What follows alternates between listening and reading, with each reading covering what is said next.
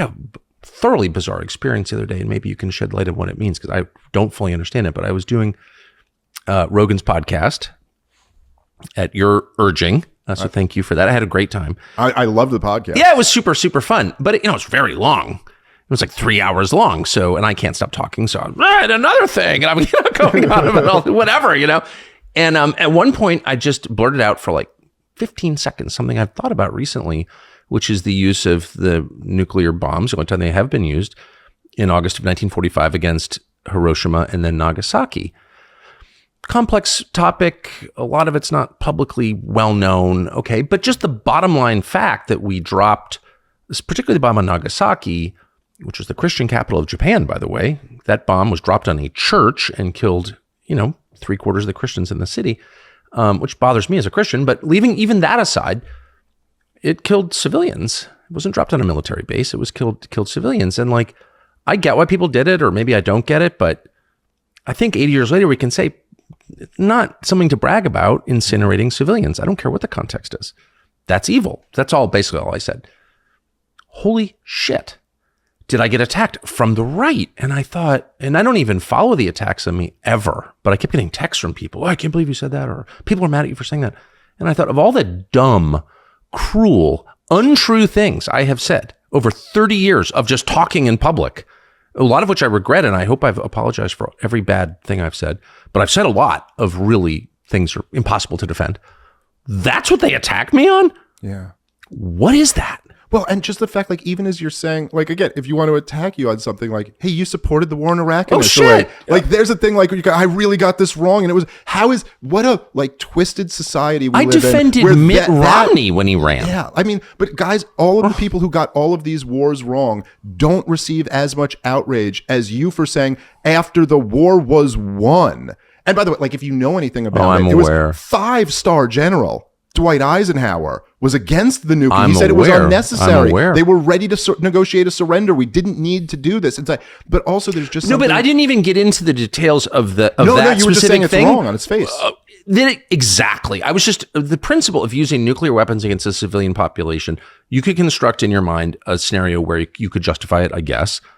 But it's still sort of, in the cold light of day, hard to defend incinerating civilians. By the way, with incendiary bombs too, or conventional bombs, as in Dresden, or it's just bad. Why would that make people on the right so mad?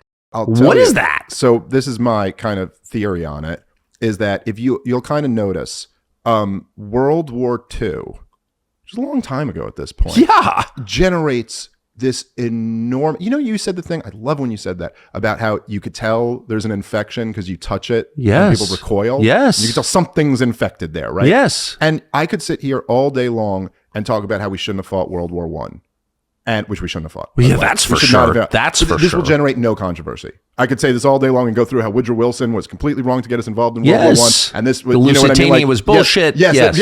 Nobody cares. This will not. I will not hear anything on Twitter tomorrow about saying this. I could talk about how Vietnam was a complete disaster, or also lied into that war, and how many people died in it. Korea, Iraq, all of that. World War II is the one that is But infected. what's so weird about that is clearly the most important, and we talked about this last night, the most important thing in your life is your marriage and your children. Yes. So if I said to you, Dave Smith, I think you have a shitty marriage, you would be like, no, I don't actually. I have a nice marriage. That wouldn't, you wouldn't be mad about that. You'd be like, I don't think you really know.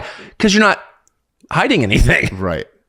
So well, so here's the right? thing. Well, here's what it is, right? And I want to be very clear just when I say this. If you're trying to read between the lines here, I'm not saying that the Holocaust didn't happen or something like that. It did happen. And all those people died. Yeah. Yes, those people are dead. My family was involved in it. It was one of the worst things that's ever happened. I agree. World. But look, World War II is the origin story of the American empire. That's when we really became the world empire. And it's the justification for the entire empire. It's why every single neocon, every single hawk goes back to World War II anytime there's a war, because that's what's used to justify every other war. We stopped Hitler, okay?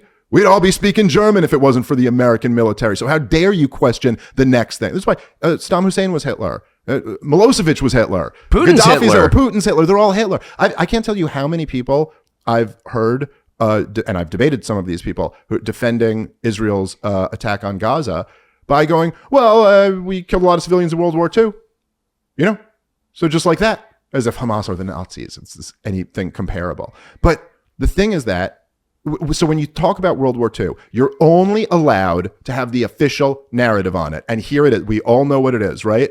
Who are you, Neville Chamberlain? You mean you don't want to go to war? You want to appease? That's the only lesson of history that you're allowed to learn, is that appeasement doesn't work. Presumably, we should have started the war earlier, I guess, is the story. But by the way, you can never learn the lesson of history that sometimes like preemptive wars don't work. Sometimes, like ruthless power doesn't work. Maybe sometimes appeasement would be better than that, It's like there's only one, and so that's the lesson. By the way, same thing with Putin. Everybody who, if you didn't support the war, I know you got called this. I watched you get called this. You were never Chamberlain for not wanting to back Ukraine immediately in the war, right? It's the only lesson in history. Now, you can't look at World War II and say, hey, maybe Danzig was the lesson. Maybe exactly. War guarantees were the lesson. And I'm not even saying they are, maybe not. But objectively speaking, if we want to be honest about World War II is the worst thing that ever happened in the history of the world. Yes, by definition. The worst thing that ever happened. More people killed. The Holocaust happened in the middle of it. Tens of millions of people died in European conflict, brutal conflict on all sides. It destroyed the greatest continent. Yes. Now, right, exactly. Now, okay. If you want, they say winners of wars write the history, and man, did the Nazis and Imperial Japan make it really easy. Because they were so evil. They were like caricatures of evil, and they really were. Now, it's a little more complicated than that, because Stalin's army wasn't like high-fiving everybody on the way in to Germany. They raped every woman in Germany. Right. I mean, it's like there's a lot of, but any sane person, if you look back at World War II, and you recognize the worst thing that ever happened, you would try to say, how could we have avoided this? Exactly. Like, what could we have done to not make this happen? The lesson should be like, oh my God, we imposed Versailles on the Germans and insisted on humiliating them internationally, and look at the backlash of this. And then, whatever, there's all this stuff. A lot of it comes down to entering World War I, and World War II was really an extension of that. That's right. But it's like the only lesson you're allowed to take away is this. But, I really liked the way you put it on Rogan, and it was just kind of a quick aside.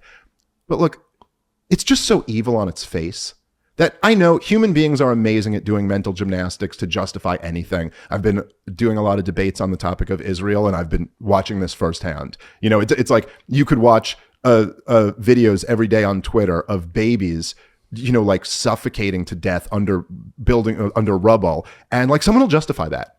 Someone will say, well, actually, we need to do this because whatever.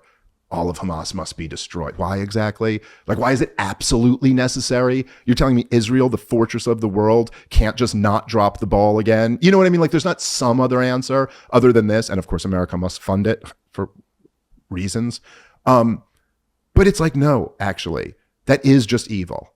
And the onus is on you to exhaust every single other option before doing that. But it's just interesting. It's like, I've done a lot of evil things in my life, and I really regret it. I think all of us are capable of evil. I've never committed genocide or anything, but I mean, I've been pointlessly cruel or deceptive, and I'm ashamed of it.